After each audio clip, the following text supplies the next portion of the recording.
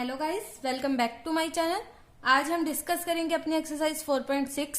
इसके लिए आपको मेनली अपनी एक्सरसाइज 4.5 की जरूरत पड़ेगी। अगर आपको वो एक्सरसाइज आती है तो बहुत अच्छी बात है, नहीं तो मैंने उस पर वीडियो बनाई हुई है, आप वो जाके देख सकते हैं। तो मैं भी आप स्टार्ट करेंगे हम एक्सरसाइज 4.6 से। इसमें आपका मेन कंसेप्ट होगा इनवर्स ऑफ मैट्रिक्स, आपको अच्छे से आना चाहिए। अगर आपको वो आता है तो आपकी एक्सरसाइज बहुत ज्यादा ईजी लगेगी आपको। तो इसका हमारा टॉपिक है application of determinants and matrices. इस एक्सरसाइज में आपके सिर्फ दो टॉपिक्स हैं, ए फर्स्ट टॉपिक है, सेकंड हम उसके बाद डिस्कस करेंगे। तो हमारे इस टॉपिक के अंदर आपको दो चीजें पढ़नी है, कंसिस्टेंट सिस्टम क्या होता है और इनकंसिस्टेंट सिस्टम क्या होता है। A system of equations is said to be consistent if its solution one or more exist. इसका मतलब क्या होता है, आपको कुछ सिस्टम ऑफ इक्वेशंस दी जाएंगी, कुछ भी इक्वेशंस दी जाएंगी, जैसे 2x + y equals to this, ऐसे कुछ भी इक्वेशंस आपको दी जाएंगी, उसे क्या बोलते हैं हम, system of equations. System of equations is said to be consistent. अब कंसिस्टेंट उनको तब कहा जाएगा इफ इट सोल्यूशन एग्जिस्ट, चाहे एक या चाहे ज्यादा। सोल्यूशन मतलब एक्स वाई जो भी आपने लिए हैं, अगर उनकी वैल्यू आती है, कुछ ना कुछ वैल्यू आ रही है, यूनिक वैल्यू आ रही है, एक आ रही है या एक से ज्यादा आ रही है, अगर कुछ भी वैल्यू आ रही है तो वो सिस्टम क्या होगा, कंसिस्टेंट सिस्टम होगा। ऐसे ही इनकंसिस्टेंट सिस्टम क्या होता है, system of equation is said to be inconsistent if it solution does not exist. मतलब अगर जो एक्स वाई जेड है, जो भी आप सोल्व करके वैल्यू निकाल रहे हो तो वो वैल्यू नहीं आ रही, तो उसे क्या कह देते हैं हम, इनकंसिस्टेंट सिस्टम। तो अब हम देखते हैं कि डिटर्मिनेंट के मेथड से हम कैसे फाइंड करेंगे कि हमारा सिस्टम कंसिस्टेंट है या इनकंसिस्टेंट है।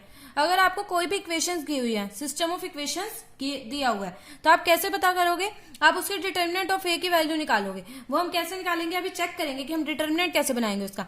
आपको अभी इतना याद रखना है कि आप उसके डिटर्मिनेंट की वैल्यू निकालोगे, तो अगर वो नॉट इक्वल टू 0 आ रही है तो आपका क्या यूनिक सोल्यूशन एग्जिस्ट करेगा। यूनिक मतलब एक ही आंसर आएगा, एक्स की एक वैल्यू आएगी, वाई की एक आएगी और जेड की एक आएगी। ऐसे ही अगर ये नॉट इक्वल टू 0 आ जाता है तो आपका सिस्टम ऑफ इक्वेशन क्या हो जाता है, कंसिस्टेंट, क्योंकि हमने कंसिस्टेंट में पढ़ा है कि one or more solution exist करने चाहिए, तो सिस्टम ऑफ इक्वेशन क्या हो जाता है, कंसिस्टेंट। लेकिन अगर आपका determinant of A equal to 0 आ जाता है तो आप क्या करोगे, तो आप डायरेक्ट नहीं कह सकते यहां से कि आपका सिस्टम ऑफ इक्वेशन इनकंसिस्टेंट है। क्यों, उसके बाद आपको क्या निकालना पड़ेगा, adjoint A into B. Adjoint आपको निकालना आना चाहिए अगर आप ये वाली एक्सरसाइज कर रहे हो, एडजॉइंट ए इंटू बी। तो अगर ये भी नॉट इक्वल टू 0 आ जाता है तो आपका क्या होता है, नो सोल्यूशन एग्जिस्ट। अब हमने पढ़ा कि अगर कोई भी सोल्यूशन एग्जिस्ट नहीं करता तो क्या होता है, इनकंसिस्टेंट सिस्टम। तो इनकंसिस्टेंट हो जाती है हमारी सिस्टम ऑफ इक्वेशन। तो यही आपके बहुत सारे क्वेश्चन आके 6 क्वेश्चन आपके एक्सरसाइज में, जिसमें आपको सिर्फ यही बताना है कि आपका सिस्टम कंसिस्टेंट है या इनकंसिस्टेंट है। अगर नॉट इक्वल टू 0 आता है तो आप डायरेक्ट लिख सकते हैं कंसिस्टेंट है। इक्वल टू 0 आता है तो आपको क्या करना पड़ता है, एडजॉइंट ए निकालना पड़ता है, फिर उसे जो आपकी बी मैट्रिक्स होती है उससे मल्टीप्लाई करके आपको देखना पड़ता है कि अगर ये नॉट इक्वल टू 0 आ रहा है तो आपको क्या कर देना है, नो सोल्यूशन एग्जिस्ट। ऐसे ही अगर ये इक्वल टू 0 और ये भी इक्वल टू 0 है तो आप क्या कहोगे, आइदर मैनी सोल्यूशन और नो सोल्यूशन, कि हमें नहीं पता या तो कोई भी सोल्यूशन है या फिर बहुत सारे सोल्यूशन एग्जिस्ट करते हैं। मतलब एक्स वाई जेड की या तो कोई भी वैल्यू नहीं है या फिर वैल्यू है तो बहुत ज्यादा वैल्यूज है, ऐसा कुछ है। तो ये सिस्टम क्या होगा, इनकंसिस्टेंट भी हो सकता है और कंसिस्टेंट भी हो सकता है। तो यही आपको इस कंसेप्ट में अच्छे से पढ़ना था। आपसे क्वेश्चन में पूछा जाएगा कि आपका सिस्टम कंसिस्टेंट है या इनकंसिस्टेंट है, तो आपको इसी का यूज करके आपको सिस्टम का आंसर देना है।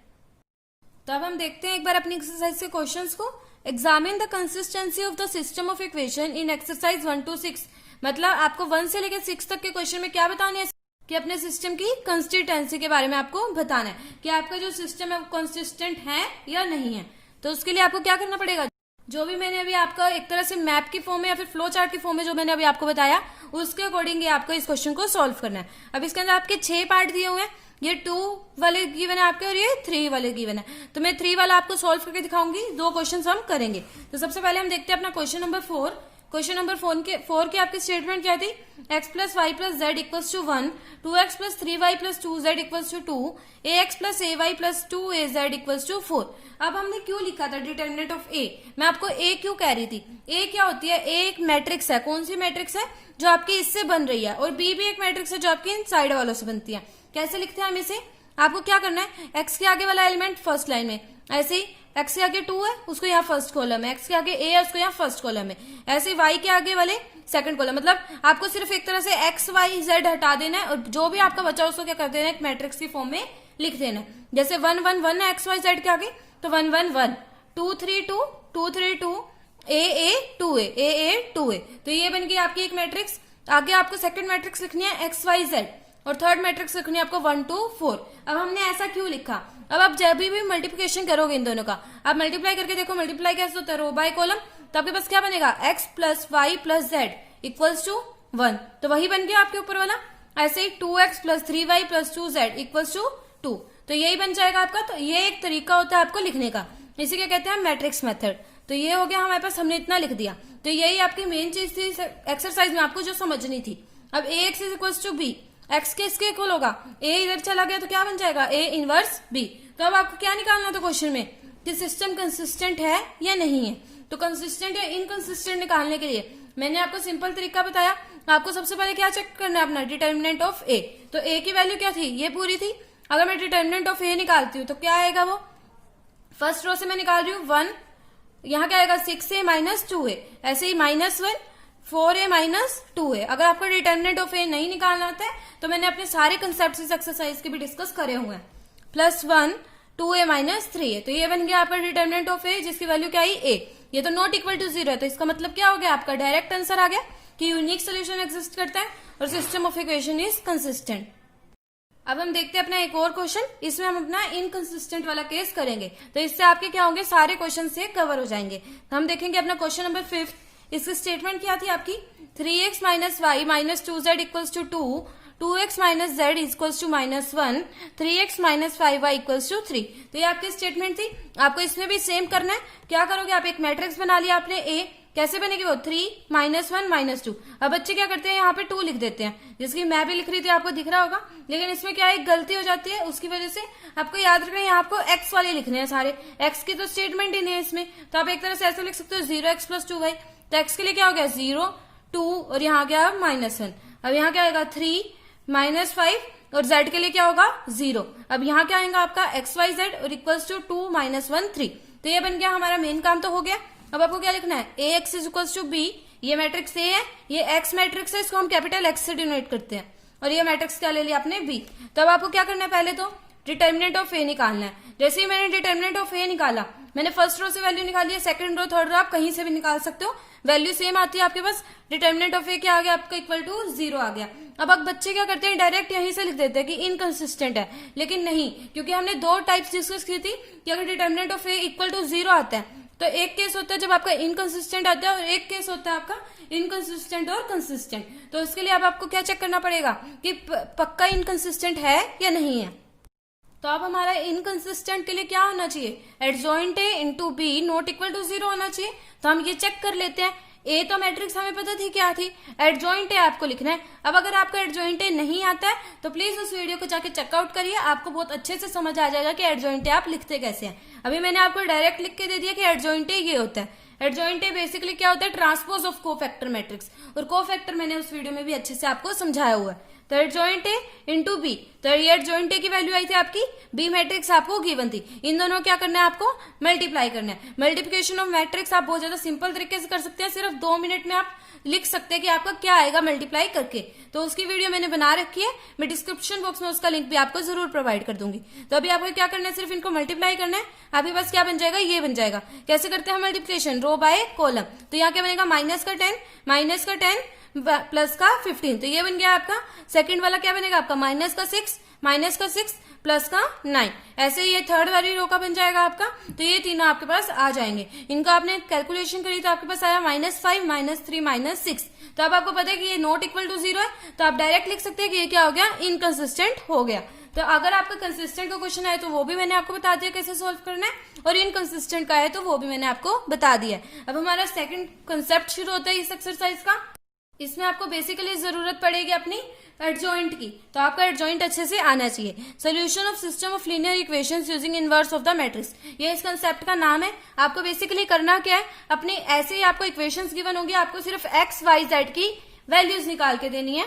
तो आपको यही करना है, सोल्यूशन निकालना है of system of linear equation using inverse of matrix. Inverse of matrix का मतलब क्या है, क्योंकि हम क्या करते हैं, एक को a मानते हैं। अगर आपको 3 इक्वेशन थी तो हमने क्या किया था, मैट्रिक्स बनाई थी, एक को a माना था x और एक को b। तो आपको x की वैल्यू निकालनी है इस टाइम पे, क्योंकि x क्या था आपका x y z। तो आपको इन तीनों की वैल्यू निकालनी है जो कि किसके इक्वल होगा, a इनवर्स b। तो इसलिए इसका नाम है इनवर्स ऑफ मैट्रिक्स, क्योंकि आपने किसको यूज किया है, इनवर्स ऑफ मैट्रिक्स को। तो आपको इनवर्स ऑफ मैट्रिक्स का कंसेप्ट अच्छे से आना चाहिए। तो अब हम एक जनरल क्वेश्चन डिस्कस कर लेते हैं कि किस टाइप का क्वेश्चन आपको इस कंसेप्ट से पूछा जाता है। आपको ऐसे 3 इक्वेशंस गिवन होंगी, नहीं तो आपको 2 इक्वेशन का भी पूछ सकते हैं। 3 इक्वेशन जनरली आपसे पूछी जाती है। 3x minus 2y plus 3z equals to 8, 2x plus y minus z equals to 1, 4x minus 3y plus 2z equals to 4। तो ये आपको तीनों इक्वेशन गिवन है। उसके बाद आपको क्या करना होता है, अपनी एक मैट्रिक्स बना लिया आपने, 3 माइनस 2 3, 2 1 माइनस 1, 4 माइनस 3 2, और एक मैट्रिक्स यहां से बनेगी x y z equals to 8 1 4। तो ये मेन काम हमारा खत्म हो गया। अब आपको क्या लिखना है, इसको a लिख दिया, इसको x लिख दिया और इसको b लिख दिया। आपको निकालना क्या आंसर में, x आपको सोल्यूशन निकाल के देना है। तो x किसके इक्वल है, a इनवर्स b के इक्वल होता है। x हमने लिखा है x किसके इक्वल होता है, a इनवर्स b के। तो आप सबसे पहले b तो आपको पता है, अगर आपको x निकालना है तो आप देखो आपको क्या क्या सामान की जरूरत पड़ेगी। आपको b पता है, b आपको क्वेश्चन में से ही पता चल गया। अब बस आपको जरूरत है ए इनवर्स की। तो आपको इनवर्स इसलिए मैं कह रही थी अच्छे से आना चाहिए। तो देखते हैं कैसे ए इनवर्स निकालेंगे। ए इनवर्स के लिए फॉर्मूला क्या होता है, 1 upon determinant of A into adjoint ए। अगर आपको पूरा अच्छे से सीखना है तो वो वीडियो भी मैं आपको डिस्क्रिप्शन बॉक्स में दे दूंगी। तो ए इनवर्स क्या है, 1 upon determinant of A into adjoint ए। तो डिटर्मिनेंट ऑफ ए निकालते हैं पहले हम। डिटर्मिनेंट ऑफ ए की वैल्यू कैसे निकलती है, 3 into 2 minus 3 plus 2 into 4 minus 4 plus 4 sorry plus 3 into minus 6 minus 4। तो ये क्या आ गया आपके पास, माइनस का 17, जो कि नॉट इक्वल टू 0 है। तो ये क्या होगा, कंसिस्टेंट होगा।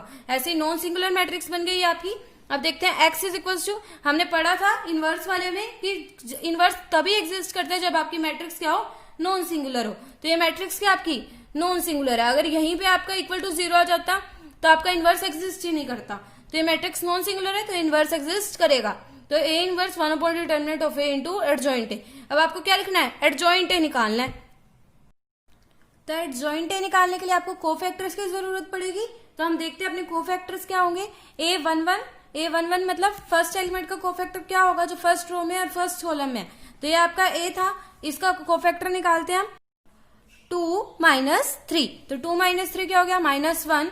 ऐसे ही a12 कोफैक्टर निकालते हैं, इसका कोफैक्टर 4 प्लस 4 क्या हो जाएगा, 8 हो जाएगा। लेकिन मैंने आपको बता रखा है कि डायमंड की शेप में आपको नेगेटिव साइन लगाने होते हैं। ये क्यों लगाने होते हैं ये आपको खुद पता होना चाहिए, नहीं तो आप वीडियो में जाके चेकआउट कर सकते हो। तो ये नेगेटिव साइन आपको चारों के आगे लगाने होते हैं। यहाँ आपका पहले से -1 आएगा तो आपने क्या कर देना, उसको +1 कर देना है। ऐसे यहाँ पहले से -9 आएगा तो आपको क्या कर देना, नेगेटिव साइन लगा के उसे प्लस कर देना है। क्योंकि ये तो आपके क्या होते हैं, माइनर्स होते हैं जो आपके पहले आते हैं। फिर आपको जो साइन चेंज करते हो तो क्या बन जाते हैं, आपके कोफैक्टर बन जाते हैं, क्योंकि कोफैक्टर का फॉर्मूला ही यही होता है। आगे देखते हैं एडजॉइंट ए कैसे बनेगी आपकी, it is the transpose of cofactor matrix. तो मतलब जो ये आपकी कोफैक्टर मैट्रिक्स है एक तरह से -1 -8 -10 -5 -6 1 -1 9 7। आप ऐसे लिख दोगे, इससे तो एक मैट्रिक्स के फॉर्म में लिख दोगे तो क्या बन जाएगी आपकी कोफैक्टर मैट्रिक्स। तो एडजॉइंट ए क्या होगा, इसका ट्रांसपोज, मतलब जो रो है वो क्या बन जाएगी, कॉलम, और जो कॉलम है वो क्या बन जाएगा, रो।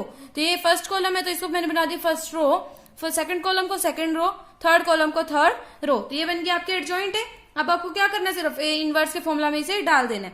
1 अपॉन डिटर्मिनेंट ऑफ ए की क्या वैल्यू आई थी आपकी, -17 इंटू एडजॉइंट ए की वैल्यू आपने लिख दी। अब आपको क्या करना है, x is equal to A inverse B. A inverse की वैल्यू ये आई, बी की वैल्यू आपके पास ये थी। अब आपको क्या करना है, सिर्फ इनका मल्टीप्लिकेशन करना है। ये कैसी मैट्रिक्स आपकी 3x3 की, और ये वाली मैट्रिक्स कैसी आपकी 3x1 की। तो मल्टीप्लिकेशन पॉसिबल है। मल्टीप्लिकेशन के सिर्फ 2 रूल होते हैं कि ये दोनों क्या होने चाहिए, इक्वल होने चाहिए, ये वाला एलिमेंट और ये वाला एलिमेंट। और सेकंड रूल क्या होता है कि जो भी आपकी मैट्रिक्स बनेगी इनको मल्टीप्लाई करके, वो कैसी बनेगी, जो भी बचे हुए एलिमेंट है, मतलब 3x1 की आपका आंसर आएगा। तो जैसे ही मैंने मल्टीप्लाई करा, कैपिटल एक्स की जगह मैं लिख सकती हूँ XYZ मेरी मैट्रिक्स थी। जैसे ही मैंने मल्टीप्लाई करा तो बाहर तो क्या था -1/17, अंदर वाला क्या बचा -17 -34 और -51। तो मैं क्या करूंगी, -17 से क्या करना है, इसको डिवाइड और माइनस से भी मल्टीप्लाई करना है। तो वो क्या आ जाएगा 1 2 और 3। तो x की वैल्यू हो गई 1, y की हो गई 2 और z की वैल्यू हो गई 3। तो ये एक बात है कि अगर जब भी आपका अंदर जो आंसर आता है वो ऑलमोस्ट ऐसा ही होता है जो यहाँ से क्या हो, बिल्कुल डिवाइड हो रहा, तो आपको ऑलमोस्ट एक एग्जैक्ट वैल्यू आती है जितने भी आपके एनसीईआरटी क्वेश्चन आपको गिवन है। अब हम देखते हैं अपना एक एक्सरसाइज का क्वेश्चन, जो कि आपका क्वेश्चन नंबर 15। क्योंकि अगर आप अपने क्वेश्चन नंबर 14 तक देखो तो आपको सेम क्वेश्चन पूछे हुए हैं। Solve the system of linear equations using matrix method in exercise 7 to 14। तो आपको 7 से लेकर 14 क्वेश्चन तक वही क्वेश्चन करना है, मतलब वही स्टेप्स करने हैं जो हमने अभी लास्ट क्वेश्चन में किए। इनमें से एक क्वेश्चन का मैंने आपको एक एग्जांपल लेके इसलिए सॉल्व करवाया था। तो अब हम देखते हैं अपना example number 15 if A is equals to this, एक मैट्रिक्स गिवन है, फाइंड ए इनवर्स। तो ये तो आपको एक तरह से एक्सरसाइज 4.5 का क्वेश्चन हो गया। लेकिन आगे उन्होंने क्या कहा, using A inverse solve the system of equations this. अब उन्होंने क्या कहा आपको, यूजिंग ए इनवर्स, मतलब आपको जो ए इनवर्स आया उसे यूज करके इसको सॉल्व करना है। तो देखते हैं कैसे करेंगे इस क्वेश्चन को सॉल्व। ये इसकी स्टेटमेंट आपको गिवन है, आपको क्या कहा, find A inverse using A inverse solve the system of equations. तो आप जैसे ही आप इस इक्वेशन को अपनी मैट्रिक्स के फॉर्म में लिखते हो तो आपके पास क्या बनेगा, 2 - 3 5, 3 2 - 4 1 1 -2। तो यही आपका बनेगा। और जो सेकंड साइड आपको क्या आ जाएगा, X Y Z equals to 11 - 5 - 3। अब आप ध्यान से देखो, आप इस मैट्रिक्स को क्या लिखते हो, ए, और इस क्वेश्चन में भी क्या गिवन है, ए इज इक्वल्स टू दिस। तो ये दोनों मैट्रिक्स क्या है, बिल्कुल सेम है। अगर आप ध्यान से देखो तो क्या, तभी उन्होंने क्या कहा था, यूजिंग ए इनवर्स, क्योंकि हमें क्या करना है, इसका यूज करना है। तो यही मैट्रिक्स तो आपकी ए गिवन थी और यही आपको यहाँ पे गिवन है। तो मतलब ये क्या हो गई, आपकी ए हो गई, X is equals to B, तो X is equals to A inverse B. तो सेम क्वेश्चन हो गया आपके लास्ट क्वेश्चन की तरह। अब आपको क्या करना है, सिर्फ ए इनवर्स की वैल्यू निकालनी है और उसको यहाँ पे बी के साथ मल्टीप्लाई कर देना है। तो अब आप वो क्वेश्चन खुद सॉल्व कर सकते हो, क्योंकि चैप्टर 4 आपका ऑलमोस्ट पूरा ऐसा ही है, सिर्फ मिसलेनियस एक्सरसाइज और 4.2 एक्सरसाइज को छोड़ के, कि अगर आप एक क्वेश्चन सॉल्व कर लेते हो तो आपको बाकी सारे क्वेश्चन में एक तरफ से बिल्कुल कंफर्मेशन हो जाती है कि आप वो क्वेश्चन अच्छे से सॉल्व कर लोगे। अब हम देखते हैं question number 16। The cost of 4 kg onion, 3 kg wheat and 2 kg rice is 60 rupees. तो इसमें आपको क्या करनी है, स्टेटमेंट खुद बनानी है। तो इसलिए क्वेश्चन थोड़ा इंपॉर्टेंट है। उन्होंने क्या कहा कि 4 kg आपको ऑनियन गिवन है, 3 kg वीट गिवन है और 2 kg राइस। तो इसकी कॉस्ट कितनी है, 60 rupees. The cost of 2 kg onion, 4 kg wheat and 6 kg rice की 90 rupees and the cost of 6 kg onion, 2 kg wheat and 3 kg rice is 60 rupees. Find the cost of each item पर kg bye matrix method. तो आपको क्या निकालना है कि पर kg onion की कॉस्ट कितनी होगी, पर kg वीट की कॉस्ट कितनी होगी और पर kg राइस की कॉस्ट कितनी होगी। तो मैं लेट कर लेती हूँ। पर kg ऑनियन की कॉस्ट है x, पर kg वीट की y और पर kg राइस की कितनी है, z है। तो ये मैंने लेट कर लिया अपना। अब उन्होंने गिवन क्या था कि अगर आप 4 ऑनियंस लेते हो, 3 वीट लेते हो, 3 kg वीट लेते हो मतलब, और 2 kg राइस लेते हो, तो आपको कॉस्ट कितनी पे करनी पड़ेगी, 60। तो आप जब भी आपका ऐसा क्वेश्चन आ जाए तो आपको सेम टू सेम इसी मेथड से आपको अपनी इक्वेशन बनानी है। क्योंकि आपको क्या कहा गया था, 4 kg ऑनियन मतलब 4x प्लस उन्होंने क्या कहा 3 kg वीट, तो 3y, क्योंकि एक मतलब 1 kg वीट की कॉस्ट कितनी है, y। ऐसे ही 2 kg राइस, तो 2z इक्वल्स टू कितने हैं हमारे पास, 60 रुपीज। तो 60 रुपीज आपको देने पड़ेंगे। ऐसे ही आपने तीनों इक्वेशन लिखी, 2x plus 4y plus 6z equals to 90 rupees आपको देने पड़ेंगे। ऐसे ही 6x plus 2y plus 3z कितने रुपीज देने पड़ेंगे आपको, 70 रुपीज। ये आपको अपनी स्टेटमेंट में गिवन था। तो अब आप इससे क्या बनाओगे, अपनी इक्वेशन बनाओगे, 4 2 6 3 4 2 2 6 3। तो यही मैंने यहाँ पे लिखा था। ये किसकी कॉस्ट है, एक्स ऑनियन की, ये वीट की और ये राइस की। सेकंड आपके लिखते हो में एक्स वाई जेड और थर्ड आप मैट्रिक्स लिखते हो 60 90 और 70 जो आपको यहाँ पे गिवन होता है। तो अब तो आपके लिए क्वेश्चन सॉल्व करना बहुत इजी है। अगर आपको इनवर्स निकालना आता है, A X equals to B, X is equals to A inverse B, तो बस आपको इनवर्स निकालना आना चाहिए। इनवर्स कैसे निकालेंगे हम, पहले इनवर्स का फॉर्मूला लिख लेते हैं, 1 determinant of A into adjoint A. Determinant of A निकालते हैं हम अपना, कैसे निकलेगा 4, यहाँ आ जाएगा 12 माइनस 12। ऐसे आप पूरा फॉर्मूला लगाएंगे तो ये क्या आएगा आपका 50, जो कि नॉट इक्वल टू 0 है। तो आपका इनवर्स क्या करेगा, एग्जिस्ट करेगा। अब आपने लिखना है adjoint of A. Adjoint of A कैसे निकालोगे, कोफैक्टर लिखोगे पहले। कोफैक्टर जैसे इसका कोफैक्टर क्या होगा आपका, 4 3 12 माइनस 6 2 12, तो क्या हो जाएगा 0 हो जाएगा। A12 A13 ऐसे आपने सारे कोफैक्टर्स निकाल लिए। एडजॉइंट क्या होगा इसका ट्रांसपोज, 0 माइनस 5 10 30 0 माइनस 20 माइनस 20 10 और 10। तो मैं होप करती हूँ आपको यहाँ तक अच्छे से समझ आ गया होगा अभी तक। अब हम देखते हैं ए इनवर्स। हमने फॉर्मूला में सिर्फ वैल्यू डाल दी।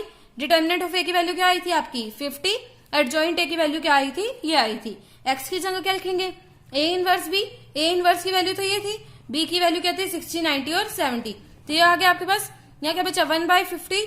अब क्या बचा आपके पास, यहाँ 0, ये हो गया माइनस का, आप कैलकुलेशन कर सकते हो, यहाँ माइनस 450 और प्लस 700, तो क्या बनेगा आपके पास 250। तो ऐसे ही आपने तीनों की कैलकुलेशन कर ली। मैंने आपको कहा था कि अंदर जो भी बनता है उस वो इससे प्रॉपरली डिवाइड हो जाता है। तो जैसे मैंने इसको डिवाइड करा तो मेरे पास क्या बन गया 5 8 और 8। तो एक्स की वैल्यू क्या होगी आपकी, एक्स वाई जेड को यहां से लिख सकते हो ना, इसको हमने कैपिटल एक्स इसी को तो लेट किया था। तो एक्स की वैल्यू क्या आ गई 5, वाई की वैल्यू 8 और जेड की वैल्यू 8। तो अब हमारे एक्सरसाइज के क्वेश्चंस तो अच्छे से हमने कंप्लीट कर लिए। तो अब हमारे पास, मैं आपको बताऊंगी एक एग्जाम्पल है जो थोड़ी सी अलग स्टेटमेंट है जिसकी, तो हम ये भी इस एक्सरसाइज में डिस्कस करते हैं इस वीडियो में। The sum of 3 numbers is 6। If we multiply the third number by 3 and add second number to it we get 11। मतलब क्या है, उन्होंने कहा कि कोई 3 नंबर है, उनको अगर प्लस करे तो आंसर आएगा 6। तो अगर मैंने एक्स वाई जेड ले लिया तो X plus Y plus Z क्या आएगा, 6 आएगा। If we multiply third number by 3 and add second number to it, इसका मतलब क्या, अगर हम थर्ड नंबर को 3 से मल्टीप्लाई कर दें और उसमें क्या ऐड कर दे, सेकंड नंबर क्या था, वाई, तो एक्स प्लस 3z बन गया। किसके इक्वल होगा वो, 11 के। आगे उन्होंने कहा by adding first and third number, अगर आप फर्स्ट नंबर को थर्ड नंबर को ऐड करो we get double of second number, equals to किसके इक्वल होगा, डबल ऑफ सेकंड नंबर। तो सेकंड नंबर था y, तो आपके पास क्या आ जाएगा, 2y। रिप्रेजेंट इट एल्जेब्रिकली, तो मतलब एल्जेब्रिकली तो हमने रिप्रेजेंट कर दिया। And find the numbers using matrix method, तो उसके लिए आपको क्या करना पड़ेगा, सिर्फ एक्स वाई जेड की वैल्यू निकालनी है। तो क्वेश्चन बिल्कुल सिंपल था, बस आपको स्टेटमेंट से सोल्यूशन बनाना आना चाहिए। तो देखते हैं इस क्वेश्चन को भी एक बार डिस्कस कर लेते हैं हम। ये आया था आपके पास, आपने क्या करना था, -2y को इधर लेके जाओगे पहले तो इक्वल्स टू 0, तो आपके पास क्या बन गया, ax is equals to b। A क्या आएगा आपके पास, 1 1 1 फर्स्ट रो आएगी, सेकंड रो क्या आएगी आपकी 0 1 3 और थर्ड रो क्या आएगी 1 -2 और 1। तो ये हो गया आपके पास x की वैल्यू क्या होती है एक्स वाई जेड, और b की वैल्यू क्या होगी 6 11 और 0। तो यही था आपके पास 6 11 और 0। तो अब आपको क्या करना है, सिर्फ x फाइंड करना है। तो मैंने आपको स्टार्टिंग से इस वीडियो को कहा था आपको कि इनवर्स की आपको बहुत अच्छे से प्रैक्टिस होनी चाहिए। तो x is equal to A inverse B. A inverse कैसे निकालोगे, डिटर्मिनेंट ऑफ ए निकाला आपने, सेम स्टेप सब तो आपको करनी है, मैं होप करती हूँ आपको याद भी हो गए होंगे अच्छे से।